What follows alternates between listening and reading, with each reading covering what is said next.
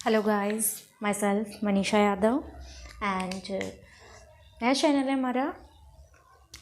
मैं आपको 9th 10th की साइंस के बायोलॉजी एंड केमिस्ट्री में जितने भी चैप्टर्स हैं वो सारे कवर करूँगी। एंड जैसा कि 11th एंड 12th है तो मेन मेरा जो सब्जेक्ट है वो बायोलॉजी है। देन मैं बायोलॉजी 11th 12th की बायोलॉजी कवर करूँगी एंड 9th 10th के बायोलॉजी एंड केमिस्ट्री के सभी चैप्टर्स आपके कवर करूँगी। We are starting with class 9th। Class 9th के अंदर एक यूनिट है organisation in the living world, जिसके अंदर 4 चैप्टर आते हैं, 4 चैप्टर्स। सेल, जिसको हम the fundamental unit of life, जिसको हम आज पढ़ने वाले हैं। एंड सेकंड है टिश्यू। एंड थर्ड चैप्टर जो उसके अंदर आता है वो बायोलॉजिकल डाइवर्सिटी, जिसमें हम अलग अलग ऑर्गेनिज्म हैं उनके क्लासिफिकेशन के बारे में पढ़ेंगे। एंड जो लास्ट इस यूनिट का 4th चैप्टर है वो है health and disease. Okay, then we are going to start with the first chapter of this unit, which is the fundamental unit of life. And we all know that the fundamental unit of our life is cell. Cell सुना नाम है ना। हाँ, cell Hindi में इसको कोशिका बोलते हैं। सेल को हिंदी में कोशिका बोलते हैं। अभी आप पूछेंगे मैम फंडामेंटल यूनिट क्या है, तो फंडामेंटल यूनिट मतलब basic unit, basic and fundamental unit. ये हमारी स्ट्रक्चरल यूनिट है, हमारी फंक्शनल यूनिट है सेल। स्ट्रक्चरल यूनिट कैसे कि इससे हम मतलब बने हुए हैं, स्ट्रक्चरल कि हमारे स्ट्रक्चर की फॉर्मेशन करता है सेल, तो ये हमारी स्ट्रक्चरल यूनिट हो गई। और फंक्शनल यूनिट कैसे कि हमारी बॉडी में जितने भी काम होते हैं वो सब सेल से किए जाते हैं, तो हमारी फंक्शनल यूनिट हो गई सेल। अब सेल आया कहाँ से, सेल के बारे में पता कहाँ से चला, हम इसको बिल्कुल ज़ीरो से स्टार्ट करेंगे एंड देन चैप्टर के एंड तक जितना भी इसमें आता है उसको कवर करेंगे। ओके, तो अवर जो first chapter the fundamental unit of life की हमारी फंडामेंटल यूनिट, हमारी बेसिक यूनिट, जिस चीज़ से हम बने हैं। हमारा इतना बड़ा सारा शरीर जो है, जो आपको दिख रहा है, ये इतना बड़ा ऐसे ही थोड़ी ना बन गया। अब आप एक कोई भी चीज़ ले लीजिए, आप एक पेपर ले लीजिए, आप उसको ऐसे फाड़ते हैं, ठीक है, और आप उसके छोटे छोटे पीस करते हैं, छोटे छोटे पीस, ठीक है। तो कितना छोटा पीस आप उसका कर सकते हैं, वो कोई तो ऐसा पार्टिकल होगा जिससे वो बना हुआ होगा। ऐसे ही हमारी बॉडी के आप काटे जाओ, जितना छोटे से छोटा पोर्शन जिससे हम मिल के बने, सबसे छोटा कि उससे आगे टुकड़े नहीं हो सकते, वो है सेल। अब ऐसे काट के टुकड़े मत करियो, वरना वो सेल में नहीं होता है। अब जो सेल है वो कहाँ से आया? सेल है लेटिन वर्ड है। कैसा वर्ड है? लेटिन वर्ड, लेटिन भाषा से आया है। और लेटिन में एक वर्ड होता है, लेटिन लैंग्वेज में एक वर्ड होता है सेल्यूला। हाँ, जैसे हमारे इंग्लिश में स्मॉल का मतलब छोटा होता है ना, ऐसे ही वहाँ सेल्यूला है। सेल्यूला का मतलब होता है स्मॉल रूम या स्मॉल कंपार्टमेंट्स भी आप बोल सकते हैं। स्मॉल रूम और इवन स्मॉल कंपार्टमेंट्स, आप इसको स्मॉल रूम के साथ साथ स्मॉल कंपार्टमेंट्स भी बोल सकते हैं, स्मॉल कंपार्टमेंट। ओके, हाँ, ऐसे। देन लेटिन वर्ड है सेल्यूला, जिसका मतलब स्मॉल रूम है, कि भाई इससे छोटा कुछ भी नहीं है, ये छोटा है ना, इसीलिए इसको सेल्यूला से रिप्रेजेंट किया है, स्मॉल रूम, स्मॉल कंपार्टमेंट, ठीक है, सेल। ये सबसे पहले किसने ऑब्जर्व किया? Robert Hooke. नाम सुना है ना? हाँ, एक साइंटिस्ट थे रॉबर्ट हुक। 1665 में, यानी कि 1665 में रॉबर्ट हुक नाम के साइंटिस्ट ने सेल को ऑब्जर्व किया, बट उन्होंने लिविंग सेल को ऑब्जर्व नहीं किया था।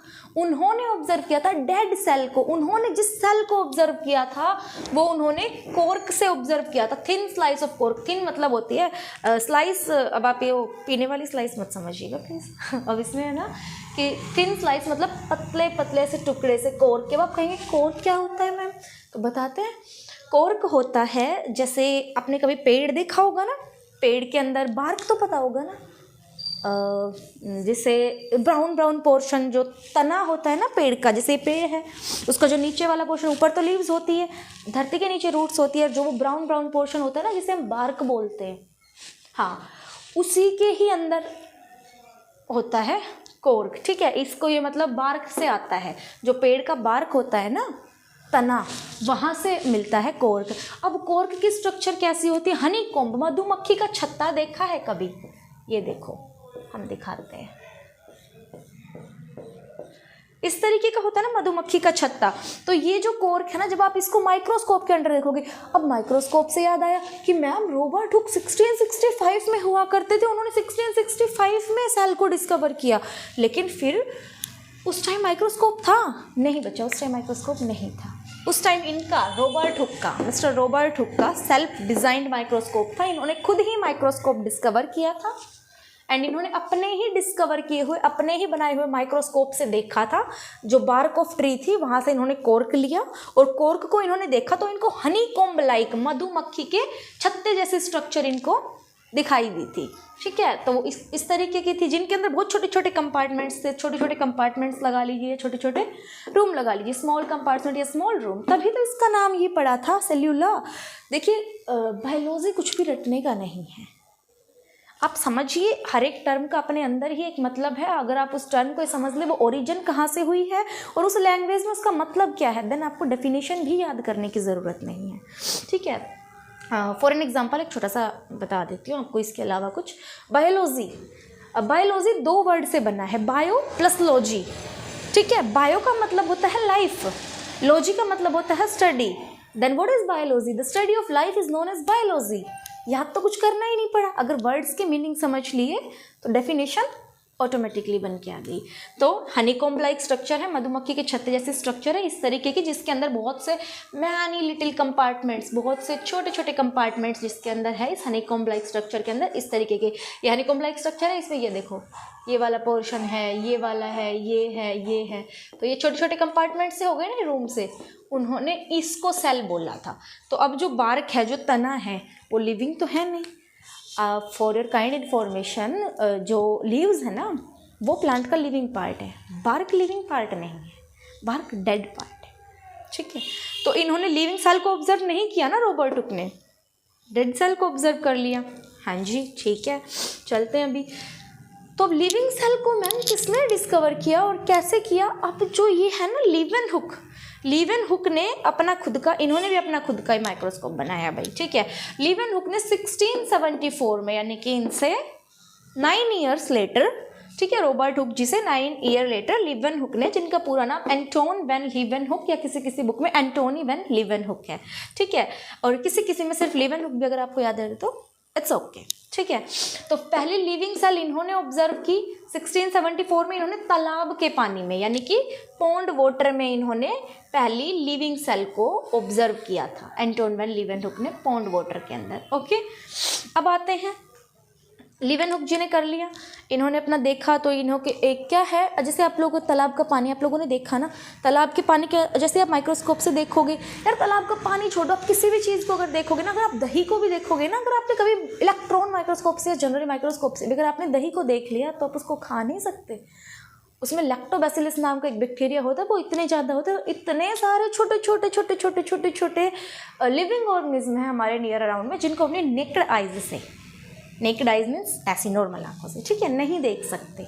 ओके, तो इन्होंने भी पॉन्ड वाटर में देखा। जब इन्होंने पॉन्ड वाटर में सेल को देखा, देन मतलब पॉन्ड वाटर को इन्होंने माइक्रोस्कोप से देखा, देन इन्होंने पाया कि उसके अंदर तो छोटे छोटे जीव हैं जो मूव कर रहे हैं मीन्स वो लिविंग है, तो means first living cell Leeuwenhoek ने डिस्कवर कर दी। अब आप लोगों ने सुना होगा सेल के अंदर बहुत से पोर्शन होते हैं, और जो जैसे हमारी बॉडी है, हमारी बॉडी के अंदर ब्रेन है ना जो मेन है, और जैसे कंप्यूटर है, कंप्यूटर के अंदर सीपीयू है, हमारे अंदर ब्रेन है, कंप्यूटर के अंदर सीपीयू है, तो हमारा ब्रेन जस्ट लाइक अ सीपीयू है कि सब कुछ यहीं से ही होता है। ऐसे ही सेल का भी एक सीपीयू होगा, सेल का भी एक ब्रेन होगा, जो कि है न्यूक्लियस। Okay, nucleus. सेल के जितने भी फंक्शन है, जितने भी कंट्रोल एंड कोऑर्डिनेशंस हैं सेल के अंदर, वो सब न्यूक्लियस से मैनेज होते हैं, न्यूक्लियस मैनेज करता है। जैसा कि कंप्यूटर की सारी प्रोसेसिंग कहाँ होती है? सीपीयू में, राइट, एंड हमारी बॉडी की सारी प्रोसेसिंग ब्रेन में। इसी तरीके से सेल की सारी प्रोसेसिंग न्यूक्लियस में होती है। देन न्यूक्लियस है, उसको ब्रेन ऑफ सेल भी बोला जाता है। ये किसने डिस्कवर किया था? ये किया था रॉबर्ट ब्राउन नाम के साइंटिस्ट ने। बच्चा आज आप कहोगे मैम हम हिस्ट्री पढ़ रहे हैं, बायोलॉजी पढ़ रहे हैं, देन बच्चा हम लोग पढ़ बायोलॉजी रहे हैं, बट हम लोग बायोलॉजी में पहले सेल की हिस्ट्री तो जान लें कि ये आया कैसे, है ना। हमें पता तो होना चाहिए कि ऐसे ही थोड़ी कि सेल है, किसी को सपना आया था रातों रात कि भाई ऐसे ऐसे बॉडी ना हमारी सेल से बनी हुई होती है और उसने आके बता दिया तो हमें सब पता चल गया। ऐसा थोड़ी ना होता है, कहीं ना कहीं से तो आई होंगी ना चीज़ें, तो उसका बैकग्राउंड तो जानना ज़रूरी है ना। तो ये थोड़ी सी चीज़ें याद रख लेना, बोर्ड एग्जाम्स में भी काम आती हैं। ठीक है, बोर्ड एग्ज़ाम्स में मतलब अब आप बोलेंगे मैम 9th का तो बोर्ड ही नहीं है, तो बेटा CBSE वाले ना 9th का पेपर बाहर से भी आ जाता है, जो CBSE बोर्ड से हैं उनको पता भी होगा। एक्चुअली हरियाणा बोर्ड का भी आ जाता है। जिस साल मैंने 11th की थी उस साल 11th का पेपर CBSE वालों ने, सॉरी हरियाणा बोर्ड वालों ने बाहर से दिया था, एक्चुअली मैं हरियाणा बोर्ड से। ठीक है, तो देखिए, तो डिस्कवर किया न्यूक्लियस को किसने? रॉबर्ट ब्राउन ने 1831 में। फिर पुरकिंजे, अब कहेंगे मैम ये कौन है? तो बच्चा पुरकिंजे ने सबसे पहले प्रोटोप्लाज्म नाम की टर्म दी थी 1839 में। अब आप बोलेंगे मैम प्रोटोप्लाज्म ये क्या है, ये तो हमें पता ही नहीं है। बच्चा अब पता लग जाएगा प्रोटोप्लाज्म क्या है। आपने सेल पता है, सेल क्या होता है?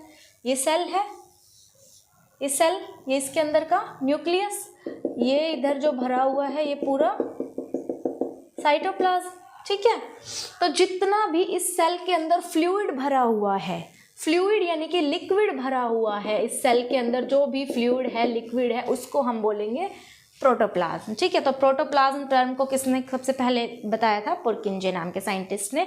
उसके बाद cell theory which is most and most important theory, जो कि आपकी 11th में भी एज इट इज़ रखी हुई है, जिससे कि आपके नीट में भी क्वेश्चन आते हैं।